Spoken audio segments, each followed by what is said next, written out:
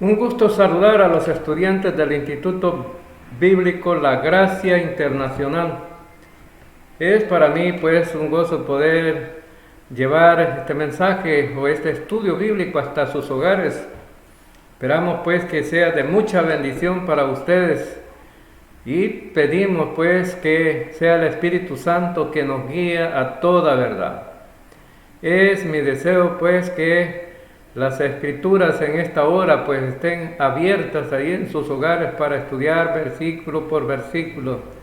A través de la palabra nos damos cuenta cómo distinguir realmente los diferentes temas teológicos que encontramos en las escrituras. Estamos viendo los 7 juicios principales de las escrituras estamos viendo hoy, este día, la segunda parte. Ahora, dentro del estudio anterior, estuvimos viendo acerca de los 7 juicios principales en la Escritura, primera parte, donde veíamos algunos quizás términos teológicos con respecto a el juicio, o digamos a juzgar y el juicio. Esos términos teológicos que necesitamos pues aprender y tener claros para poder entender cómo es que Dios juzga. Y veíamos también que Dios juzga de una manera justa, como lo dice el Salmo 96, ¿no? Dios va a juzgar al mundo con justicia. Ahora vimos esos definiciones o términos y veíamos juzgar, que significa decidir una controversia pronunciando una opinión acerca del bien y del mal. Vemos el juicio, ese es el decreto o la decisión que se tiene sobre lo malo que otros hayan hecho. También vimos que Dios es juez. Como juez es un Dios que fue justo según el Salmo 96, y el juicio de Dios es verdadero. Sé que de acuerdo a Romanos capítulo 2, versículo 2, dice que el juicio de Dios es según verdad, por lo tanto es verdadero. Y bueno, es según verdad en el capítulo 2, ¿verdad? Versículo 2. También el juicio de Dios es ineludible, es decir, que no se puede cambiar la historia ya, no se pueden cambiar los tiempos ya, a menos que tú confíes en Cristo. Pero si no confías en Cristo, ese juicio será hecho para condenación. Pero hay juicios que no tienen nada que ver con la condenación. Por lo tanto, hay juicios ineludibles también que no podemos cambiar nosotros, como el juicio en el tribunal de Cristo. Un juicio que va a ser para la iglesia, donde van a ser juzgadas las obras. Y tenemos que aceptar la voluntad de Dios de acuerdo a lo que nosotros hicimos. Vendrá con certeza, aunque Dios tiene mucha paciencia por ahora. En Romanos 2, 4 y 5 vimos que este juicio vendrá, aunque el Señor todavía tiene paciencia, esperando que la gente cambie de dirección, es decir, esperando que la gente pegue en el blanco, es de acuerdo a las obras. ¿Y por qué de acuerdo a las obras? Porque mucha gente dice que se va a salvar a través de las obras. El Señor en el tribunal del gran trono blanco va a sacar los libros y serán abiertos el libro de las obras para ver cuáles fueron las obras que hizo cada quien, pero las obras no te salvan. Y aunque han sido buenas, aunque han sido magníficas, esas obras van a ser juzgadas y el resultado es condenación eterna, porque la salvación no es por obras. También el juicio de Dios es imparcial, es decir, que todo mundo va a ser juzgado, tanto los judíos como los griegos o los gentiles.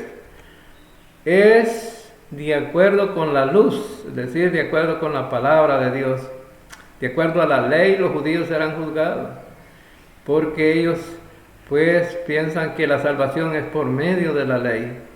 Pero también los gentiles, de acuerdo a las manifestaciones físicas que Dios ha hecho, o revelaciones físicas que Dios ha hecho a través de la creación, es ejecutado por Jesucristo. O sea que este juicio, bueno, tiene que ver con Jesucristo, es el que va a juzgar al mundo, va a juzgar a los creyentes, va a hacer todos los juicios. También es de acuerdo con el Evangelio, es decir, porque el mensaje del Evangelio es el mensaje para salvación. Si la gente no cree el Evangelio, pues difícilmente puede ser salvo. Ahora vemos los 7 juicios y ya vimos el juicio del pecado.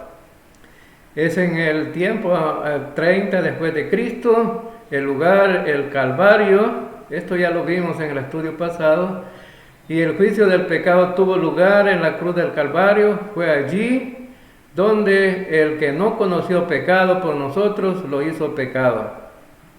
2 Corintios 5:21. Dios juzgó completamente todos los pecados en la muerte de Cristo. Y en Hebreos 10:12 dice que pues fue a través del sacrificio que Cristo hizo.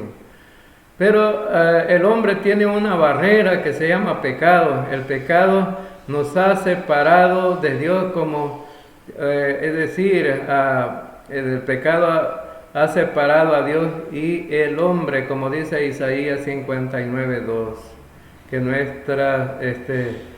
el pecado ha hecho una barrera entre Dios y los hombres. Jesús murió por todos los pecados en la cruz. Mientras Él moría en nuestro lugar, Dios juzgó nuestros pecados a través del sacrificio de Cristo. Dios juzgó nuestros pecados. Bien, entonces ahora vamos a ver el juicio de uno mismo. El juicio de uno mismo, que tiene que ver precisamente con juzgarse los pecados de cada día. El creyente tiene que juzgar sus propios pecados cada día, el tiempo diariamente, el lugar en la tierra. El juicio de uno mismo debe de ser diario durante toda la vida del creyente. Es decir, que diariamente tenemos que estar viendo si hemos pecado, porque al pecar estamos separados de Dios y necesitamos volver a la comunión con Dios a través de juzgarnos nosotros mismos. Pablo dijo pues, en 1 Corintios 11:31, si pues nos examinásemos a nosotros mismos, no seríamos juzgados. Si somos cuidadosos para evaluar nuestra propia vida espiritual, según Juan 1:9, que dice, si confesamos nuestros pecados, Él es fiel y justo para perdonar nuestros pecados y limpiarnos de toda maldad. Si nuestra propia vida espiritual sería juzgada, evitaríamos ser disciplinados por el Señor. Porque en este capítulo 11, versículos 30 y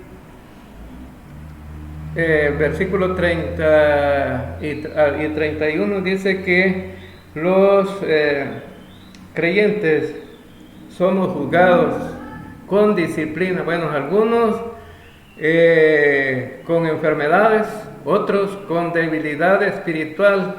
Es decir, no le siente sentido a su vida espiritual ni a su vida como creyentes, y otros ya mueren. Es decir, el Señor se los ha llevado a lo que le llamamos muerte prematura, se los ha llevado el Señor para que no sean mal testimonio en este mundo.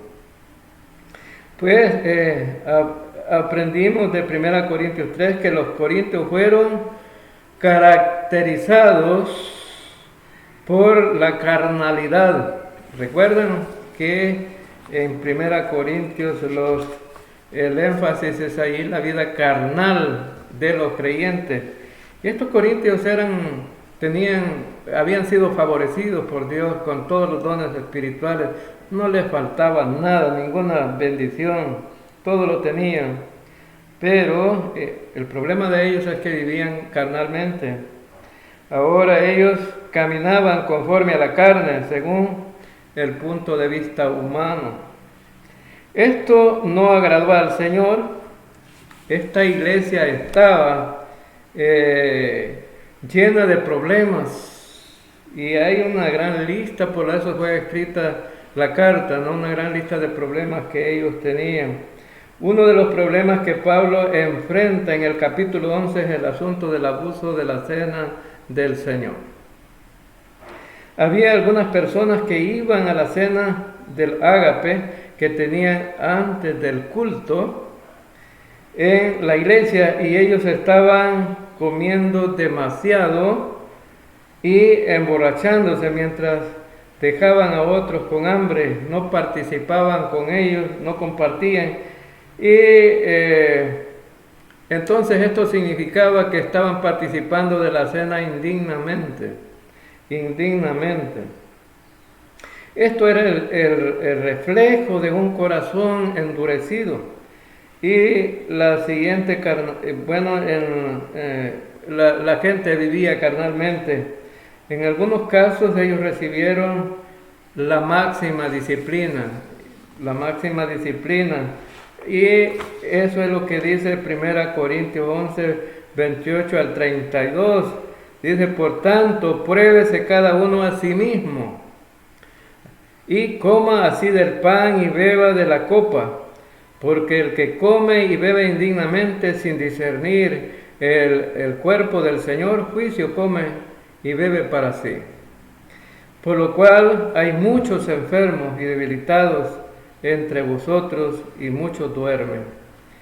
Esto implica que si usted tiene gripe hoy, probablemente está bajo la disciplina divina, y lo que significa que Dios puede disciplinar a sus hijos. Él lo hace en varias maneras.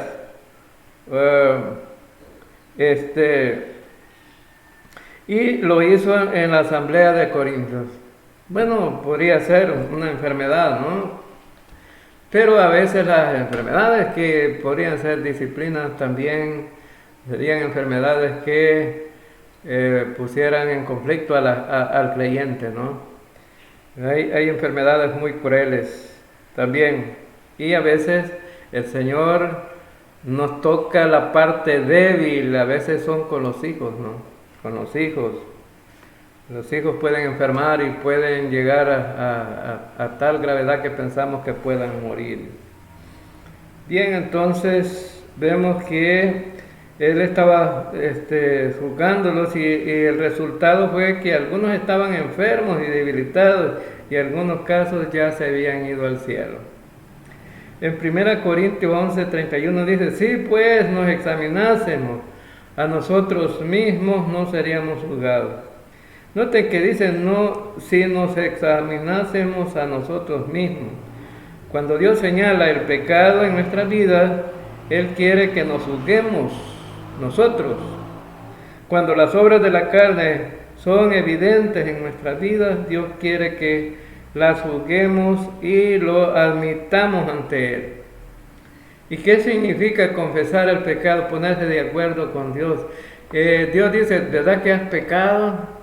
Dijiste una mentira, dijiste algo que no era correcto, y uno debe decir: sí, Señor, confieso que lo dije y lo hice, y sin ninguna causa, fue incorrecto lo que hice. Es decir, eso significa confesar el pecado. La Iglesia Católica tiene, la práctica de la confesión de pecados. El sacerdote confiesa a los feligreses. La mayoría solamente dice los pecados leves, no dice la verdad. No se trata de eso, se trata de ser justo, correcto delante de Dios. cuando uno va a confesar su pecado, tiene que decir lo que hizo verdaderamente. Y en el 1 Corintios 11:32 dice: mas siendo juzgados somos castigados por el Señor, para que no seamos condenados con el mundo. Es decir, viene la disciplina de Dios. Un día Dios va a condenar al mundo. ¿Qué va a hacer con los salvos que viven en carnalidad? ¿Ellos serán condenados con el mundo? No. Pero Dios les castigará a menos que se juzguen a sí mismos. Entonces, para no ser disciplinados por el Señor, debemos de juzgarnos nosotros mismos. Esa es la importancia de este juicio. Cuando Dios señala el pecado en nuestra vida y vemos que la carne está en control, ¿qué es lo que Él quiere que nosotros hagamos? Dios quiere que nos juzguemos por ello y que los creyentes confiesen su pecado, admitiendo ante Dios: tú tienes razón y yo estoy mal, he pecado en este asunto particular. Tenemos que decir cuál es el asunto. En 1 Juan 1:9 dice: si confesamos nuestros pecados, Él es fiel y justo para perdonar nuestros pecados y limpiarnos de toda maldad. De toda maldad.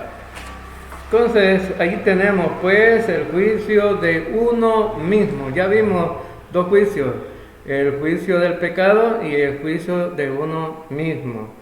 Ahora vamos a ver el juicio de las obras del creyente. El juicio de las obras del creyente. Vamos a ver tiempo después del rapto. Es decir, la iglesia tiene que ser raptada primero. 7 años vamos a estar con Cristo, donde se van a realizar 2 eventos maravillosos. Uno, el juicio del tribunal de Cristo y las bodas del Cordero. El lugar en el cielo. El lugar en el cielo. En el juicio de las obras del creyente, cada creyente dará cuenta de sí mismo ante Dios por sus motivos, su conducta y su servicio en el tribunal de Cristo. Fíjense bien, 2 cosas importantes: la conducta y también su servicio. ¿Por qué es que Pablo estaba diciendo en 2 Timoteo 4, versículos 7 y 8, que él estaba a punto de morir, pero que iba a recibir la corona de justicia de parte del Dios justo? Es porque iba a ser juzgado por su ministerio,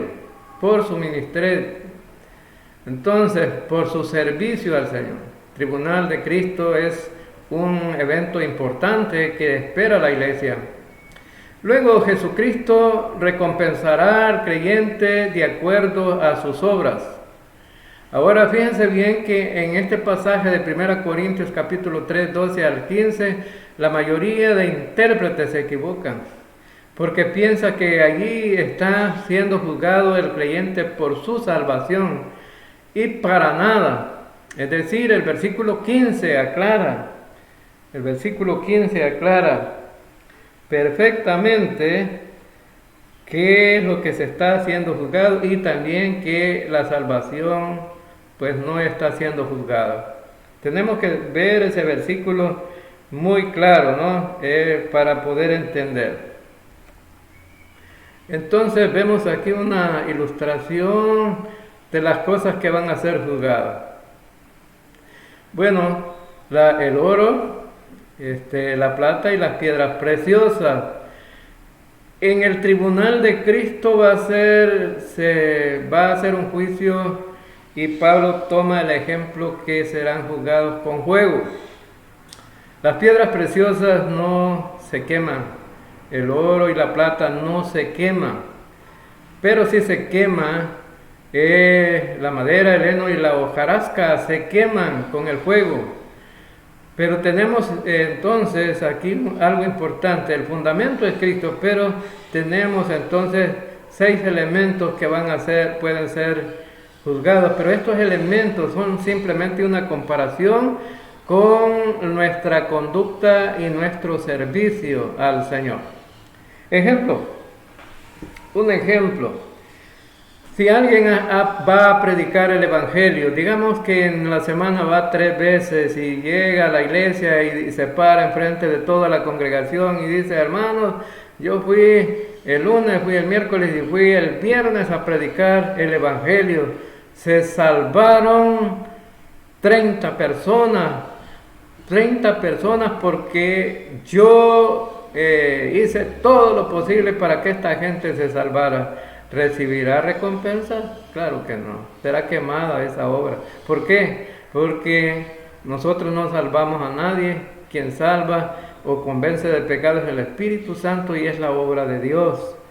Si nosotros evangelizamos a alguien, todo para la gloria de Dios, es decir, es Dios que tiene que ser exaltado y Jesucristo, porque Él hizo el sacrificio en la cruz del Calvario.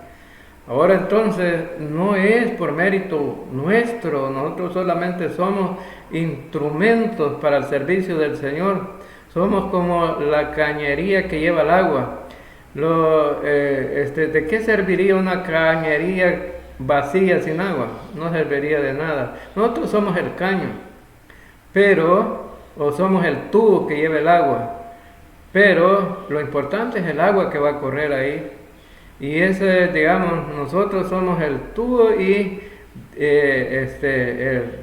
la obra que la hace es el Espíritu Santo que lleva a la salvación a todos aquellos que no son salvos. Entonces, estos elementos van a ser juzgados, Pablo por eso en el capítulo 3 habla de la carnalidad de los corintios, y habían hecho divisiones ellos, ¿verdad? En el capítulo 3, 12, bueno, dice, y si sobre este fundamento alguno edificare oro, plata, piedras preciosas, madera, heno, hojarasca, la obra de cada uno se hará manifiesta, porque el día la declarará, pues por el fuego será revelada. Y la obra de cada uno, cual sea el fuego, la probará. Si permaneciere la obra de alguno que sobreedificó, recibirá recompensa. Si la obra de alguno se quemare, él sufrirá pérdida. Si bien él mismo será salvo, aún así como por fuego. Entonces vemos que el día lo declarará. Ese día estará claro quién realmente hizo las cosas como debía de hacerlas, y será juzgado de acuerdo a esas obras que hizo. Este es el tiempo de juicio futuro en la vida de los creyentes. Este tiempo tendrá lugar cuando el Señor regrese por su iglesia. En 1 Corintios 4, 5 dice, así que no juzguéis nada antes de tiempo, hasta que venga el Señor, el cual aclarará también lo oculto de las tinieblas y manifestará las intenciones de los corazones. Entonces cada uno recibirá su alabanza. Tiene que ver con el tribunal de Cristo. Entonces, este juicio será después del rapto de la iglesia, cuando la iglesia sea raptada. En 2 Corintios 5, 9 y 10 dice, por tanto procuramos también, ausentes o presentes, serle agradables, porque es necesario que todos nos comparezcamos ante el tribunal de Cristo, para que cada uno reciba según lo que haya hecho mientras estaba en el cuerpo, sea bueno o sea malo. ¿Puede un creyente, siendo salvo, hacer cosas malas? Sí. Y aunque sean cosas buenas, es contradictorio, ¿no? O irónico, pero por ejemplo, un predicador que se pone enfrente de la congregación o en la televisión o en las redes sociales y dice, este es mi trabajo, toda esta congregación es mía porque yo la he ganado. Ahora significa que no recibirá recompensa. Quien ha llevado toda esa gente a la iglesia es el Señor. Es la obra del Señor. Pablo les aclara en el capítulo 3 de 1 Corintios, cuando habla de las divisiones, y Pablo dice que el fundamento es Cristo, pero hay uno que sembró y otro que regó, pero bueno, la obra es del Señor. Unos recogen la cosecha y bueno, todos somos participantes de esa obra, pero el mérito es del Señor. Ahora, vendrá un tiempo después del arrebatamiento cuando el creyente experimentará este tribunal. Y se llama el tribunal de Cristo. Y sus obras serán, como ya dijimos, evaluadas. Y ellos darán cuenta a Dios sobre sus motivos y conducta y su servicio. Cuando dice motivos, ¿cómo lo hicieron? Entonces, imagínate que allá en el tribunal de Cristo tú tengas jactancia delante de Dios, no recibirás nada. Todo lo que hacemos debemos de hacerlo para la gloria de Dios. Entonces, las recompensas en el tribunal de Cristo será la corona de justicia. La corona de justicia de la que habla en la segunda carta a Timoteo el apóstol Pablo, capítulo 4, versículos 7 y 8. Y es para creyentes que son fieles haciendo la voluntad de Dios, quienes han acabado la carrera que Dios tiene para todos nosotros por guardar la fe. Importantísimo, ¿no? Pablo dice, terminado la carrera y guardado la fe. Decir que no retrocedió en todo lo que Dios le demandó, él lo hizo. Merece la corona de justicia este hombre, claro que sí. Ahora la pregunta que debes decir, ¿y tú qué mereces? ¿Merecerás una corona? Necesitas hacer las cosas de acuerdo a la voluntad de Dios. También otra corona es la corona de la vida, que habla el Santiago 1:12 y Apocalipsis 2:10. Es para creyentes que son fieles a Dios hasta la muerte, en las pruebas, creyentes que son mártires. Ahora imagínate que nos prohibieran predicar la palabra. ¿Desobedecerías tú a las autoridades para continuar predicando la palabra y por eso morirás? Bueno, para este tipo de gente a los apóstoles no se volvieron atrás. Ellos insistieron, perdieron la vida, pero murieron con honra y serán recompensados con la corona de vida. Y también está la corona de gloria. La corona de gloria de que habla primero Pedro 5:4. Esta corona es solamente para pastores que hayan sido fieles en su ministerio, no para todos los pastores. Es decir, algunos pastores nada más, que hayan sido fieles. Hay muchos pastores hoy en día que trabajan para su beneficio. Esos no recibirán nada, ya tienen su beneficio aquí en la tierra. Han sido aplaudidos para su propio beneficio, ya tienen su recompensa. Pero hay pastores fieles que defienden la doctrina, defienden la fe, defienden la sana doctrina. Para esos pastores los creyentes fieles recibirán recompensas de acuerdo a la calidad de sus obras después de la salvación, antes de ir a estar con el Señor. Este es juicio de las obras del creyente. Y ocurrirá, como decíamos, en el arrebatamiento. Bien, entonces hemos visto 3 tipos de juicio ya. Hemos visto el juicio del pecado, el juicio de uno mismo, y ahora hemos visto el juicio de las obras. Aquí tenemos la imagen, ¿no?, de la que hablábamos, de la corona de justicia, corona de vida y corona de gloria. Ahora vamos a otro juicio, el juicio de Israel. Bueno, Israel casi que siempre ha estado en disciplina, no constantemente toda su vida, pero al final, bueno, en el tiempo de la tribulación va a ser juzgado también. Bien, entonces vemos aquí el tiempo al final de la tribulación, el lugar en la tierra. Israel será juzgado. Esto está registrado en Ezequiel 20, 33 al 44, cuando Cristo vuelva al final de la tribulación, quitará a los rebeldes de Israel e introducirá al reino al remanente de creyentes. En Romanos Pablo lo explica, capítulo 10, capítulo 11, Pablo explica esto, porque pues los judíos tenían el criterio de que Dios estaba solo con ellos, ¿no? Pablo en la carta a los romanos aclara que judíos como gentiles van a ser salvos y componen el cuerpo de Cristo. Pero Dios no ha olvidado a Israel. Pablo dice que en su corazón, y desearía morir en vez de Israel para que sean salvos. Pero no todo Israel será salvo, sino más bien solamente aquel remanente fiel. En la tribulación van a ser probados. Entonces vemos aquí que ellos han estado en la cautividad de Asiria y han estado siendo juzgados. Como disciplina porque no obedecieron a Dios. Y ahí tenemos en ese mapa, ¿no? Que Dios les había prometido.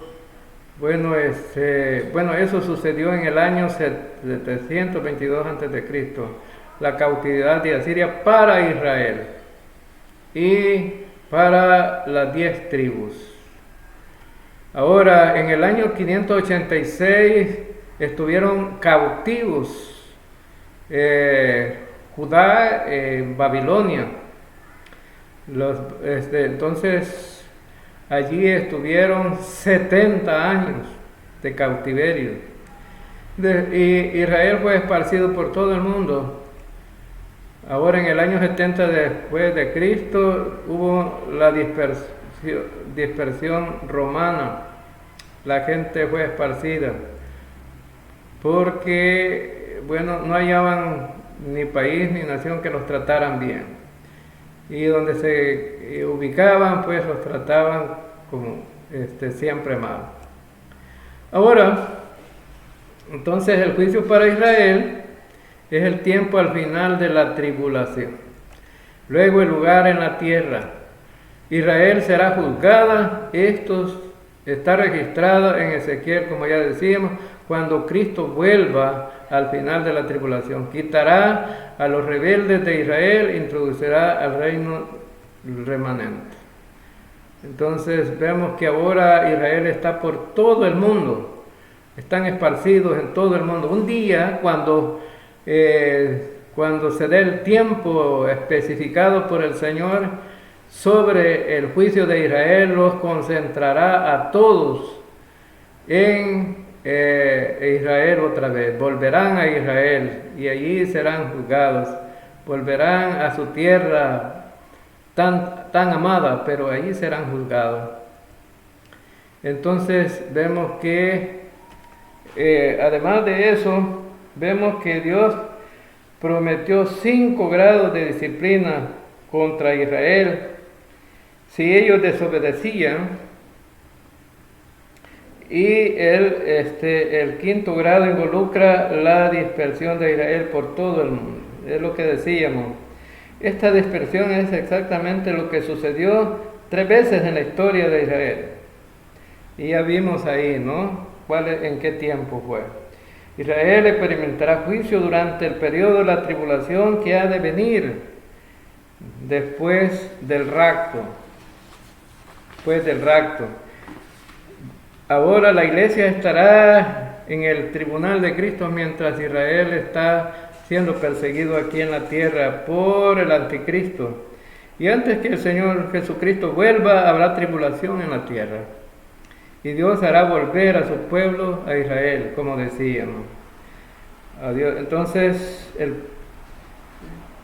el profeta Ezequiel escribió acerca de esto y dice en Ezequiel 20, 33 al 44: vivo yo, dice Jehová el Señor, que con mano fuerte y brazo extendido y enojo derramado he de reinar sobre vosotros.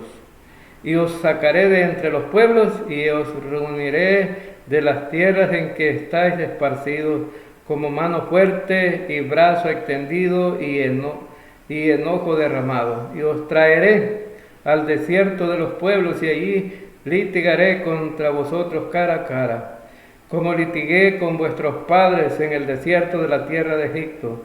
Así litigaré con vosotros, dice Jehová el Señor. Y os haré pasar bajo la vara, y os haré entrar en los vínculos del pacto, y apartaré de entre vosotros a los rebeldes, y a los que se rebelaron contra mí de la tierra de su peregrinación. Los sacaré, mas a la tierra de Israel no entrarán, y sabréis que yo soy Jehová. Y a vosotros, oh casa de Israel, así ha dicho Jehová el Señor: andad cada uno tras tus ídolos y servidles, si es que a mí no me obedecéis, pero no profanéis más mi santo nombre con vuestras ofrendas y con vuestros ídolos.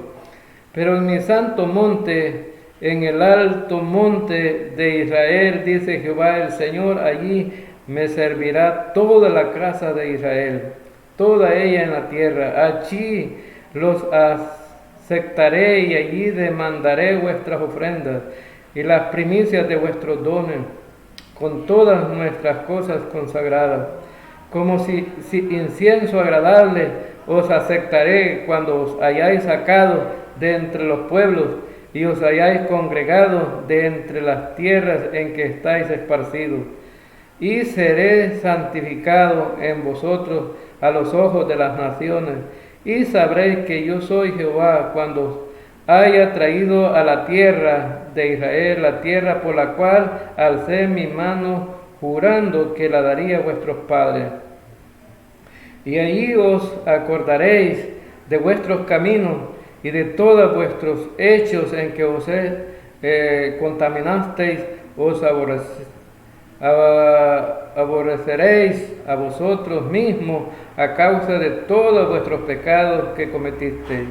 Y sabréis que yo soy Jehová cuando haga con vosotros por amor a mi nombre, no según vuestros caminos malos, ni según vuestras perversas obras, oh casa de Israel, dice el Señor.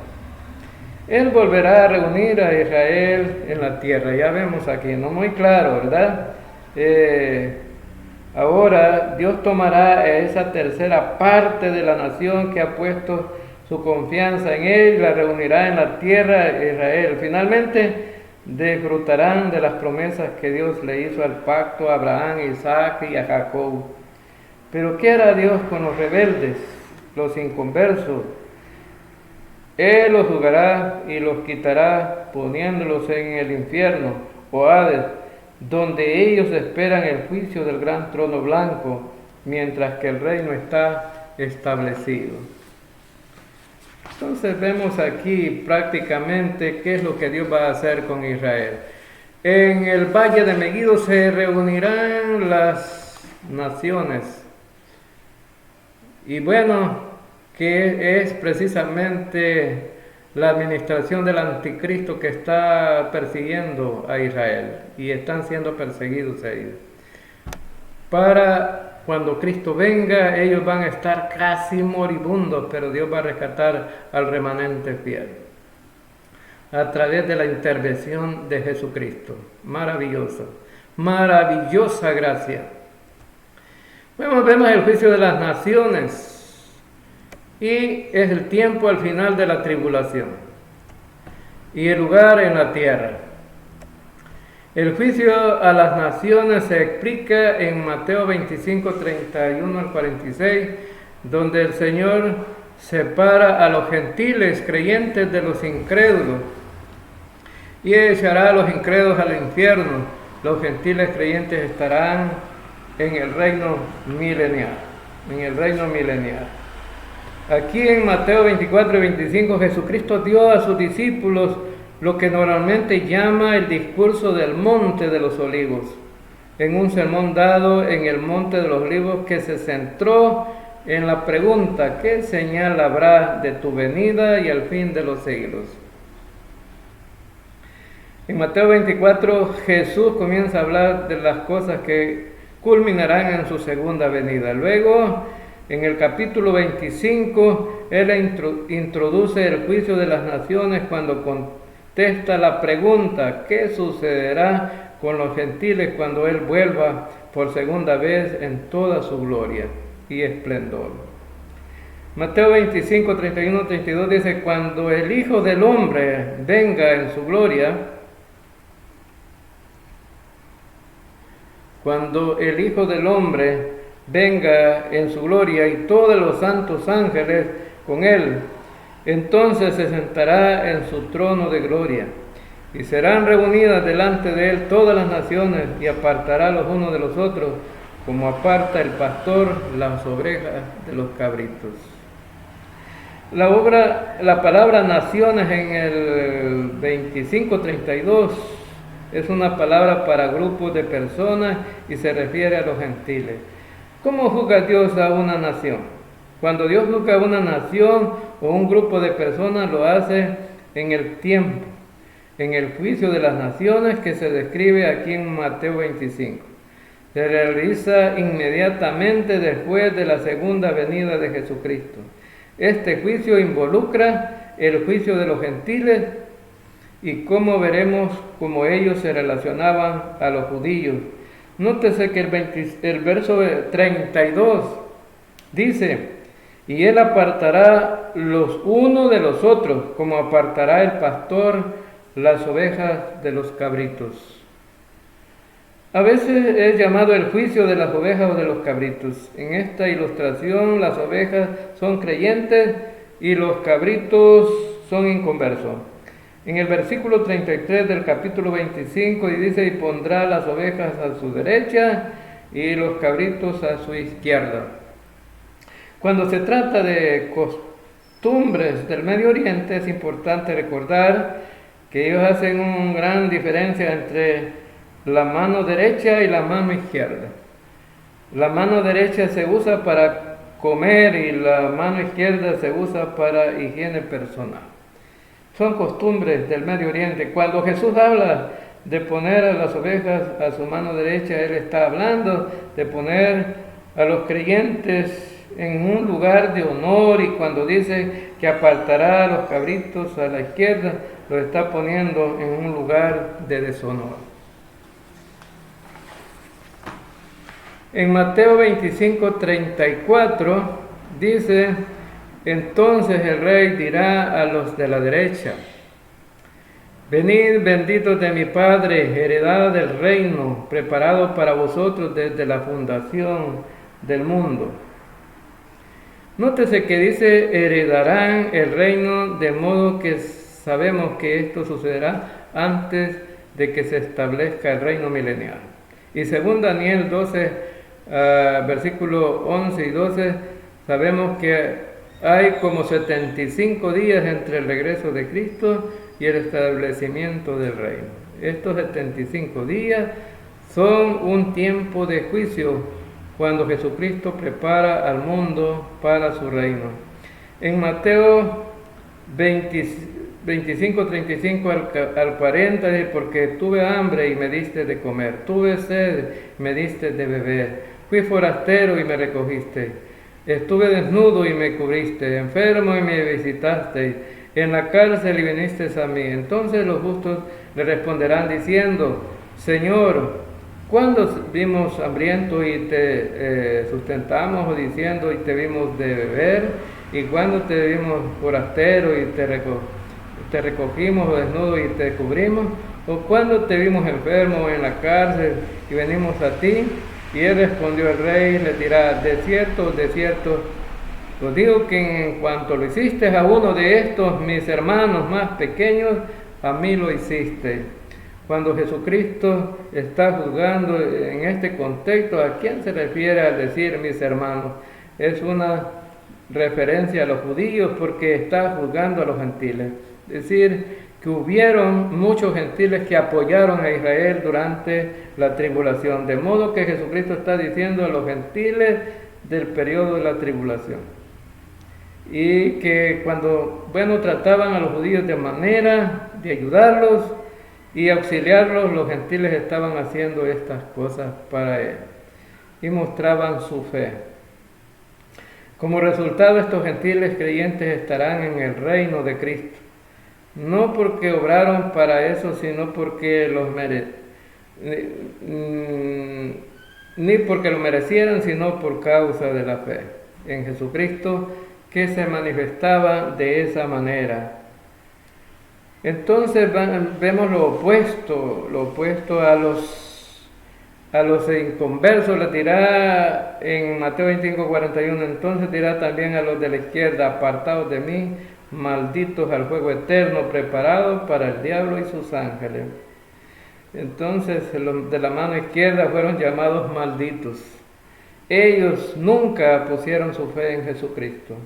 Estos gentiles incrédulos fueron juzgados por sus obras y se les dijo que se apartaran al fuego eterno. ¿Cuánto tiempo dura el fuego eterno o el castigo eterno?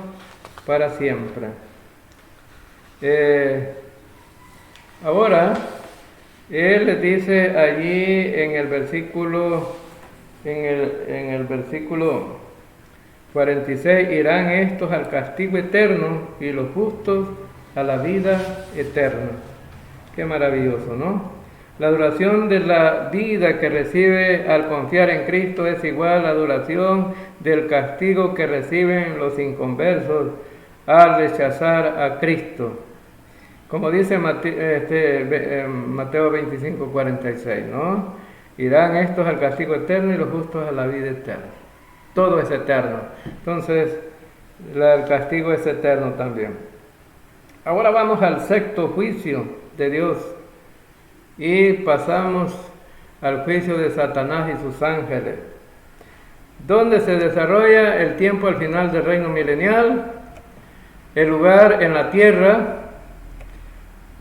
Judas 6 dice, y a los ángeles que no guardaron su dignidad, sino que abandonaron su propia morada, los ha guardado bajo oscuridad en prisiones eternas para el juicio del gran día, al final del reino milenial. Dios tiene planificado un juicio especial para Satanás y sus ángeles.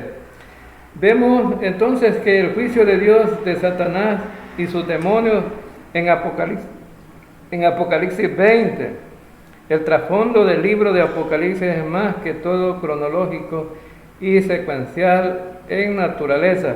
Se encuentra la clave del libro de Apocalipsis 1:19, que dice, escribe las cosas que has visto y las cosas que son y las cosas que han de ser después de esta.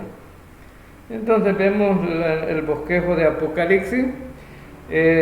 No sé si lo tenemos aquí. Bien, entonces las cosas que has visto en Apocalipsis capítulo 1, Cristo resucitado, las cosas que son, Apocalipsis capítulo 2 al 3, las 7 iglesias, y las que vendrán después de esto, del 4 al 5, la iglesia arrebatada en el cielo, y Apocalipsis 6 al 18, la tribulación en la tierra, Apocalipsis 19, Cristo vuelve al cielo, y bueno, en Apocalipsis 6 al 18 la tribulación, ¿verdad?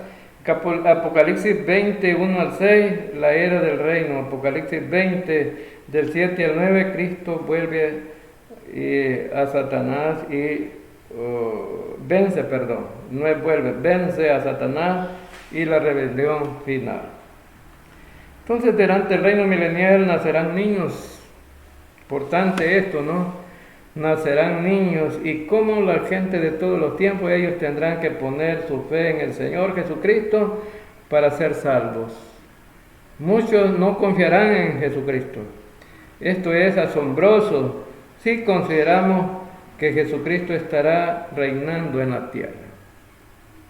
A pesar de esto, muchos lo rechazarán como su Salvador, y cuando Satanás sea soltado de sus cadenas, al final del reino, estos rebeldes se reunirán a Satanás para hacer guerra contra Jesucristo, y Dios enviará del cielo del cielo y los destruirá, es decir, un ejército del cielo, ¿no? O fuego del cielo. Es decir, con Cristo viene pues una guerra tremenda, ¿no? Fuego del cielo. Pero ¿qué pasará Satanás, quien será el líder de la rebelión? Y de sus demonios serán juzgados por Dios. En Apocalipsis 20:10 dice: y el diablo que los engañaba fue lanzado en el lago de fuego y azufre, donde estaba la bestia y el falso profeta, y serán atormentados día y noche por los siglos de los siglos. Dios tiene un juicio especial para Satanás y sus demonios. Ellos serán juzgados por Dios y luego serán lanzados al lago de fuego y azufre, donde serán atormentados día y noche por los siglos de los siglos. Esto ocurrirá en el fin del reino milenial. El lugar es la tierra. Jesucristo juzgará a Satanás y a sus ángeles, que serán entonces lanzados al lago de fuego y azufre, donde estará atormentado día y noche por los siglos de los siglos. Pero ahora los inconversos al llegar aquí dicen: bueno, estamos contentos porque ya fue juzgado Satanás y sus seguidores y nosotros nos quedamos libres. Déjenme mostrarles entonces. Bueno, aquí teníamos el bosquejo de Apocalipsis.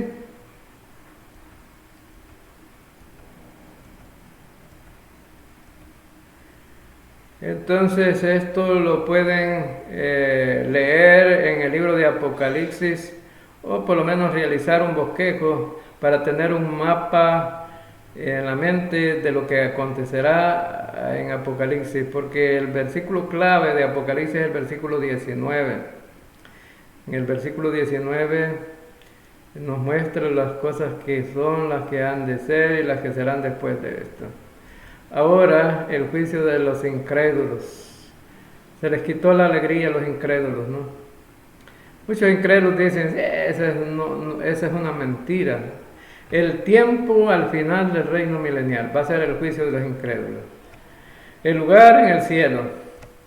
El juicio de los inconversos será para todos los incrédulos de todos los tiempos, desde Adán hasta el final del reino milenial.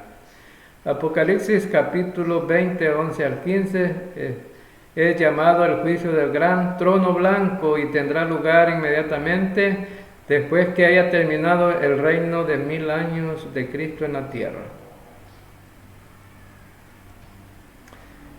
Entonces vemos que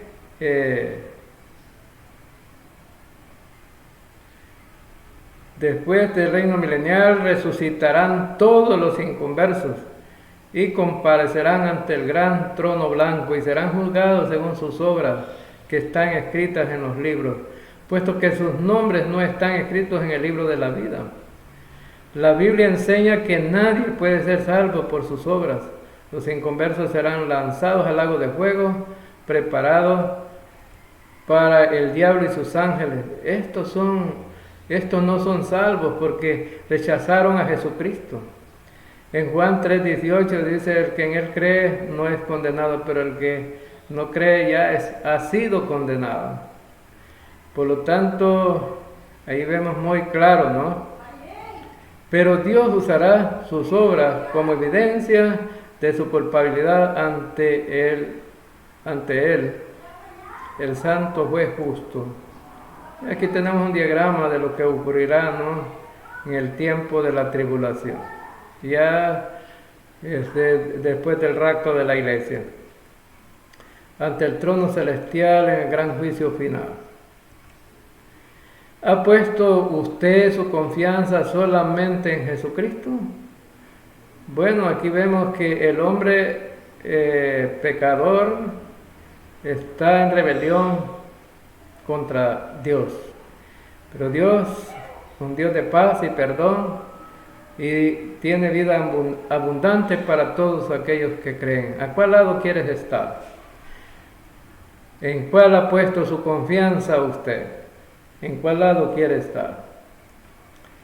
Pues aquí hemos llegado al final entonces de el estudio de esta lección. Hemos visto los 7 juicios más importantes, primera parte, y los 7 juicios más importantes, segunda parte, donde vimos 6 juicios. Y es importante, ¿no?, poder ver el juicio, pues, del pecado, el juicio de uno mismo, el juicio de las obras. Bien, entonces hemos venido viendo juicio por juicio y tenemos claro entonces que estos juicios, pues, es una realidad. La gente a veces no quiere creer el juicio del pecado. Gracias a Dios, Jesucristo lo hizo en la cruz del Calvario. El juicio de uno mismo, cada día tenemos que juzgarnos. El juicio de las obras del creyente sucederá después del arrebatamiento en el tribunal de Cristo, donde las obras serán juzgadas. El juicio de Israel ocurrirá después que Cristo vuelva a la tierra, cuando Él separa a los rebeldes y va a introducir a los justos, un pequeño remanente, al reino milenial. Está el juicio de las naciones, que ocurrirá después de que Cristo vuelva, involucra juicio de los gentiles en base a su fe en Jesucristo.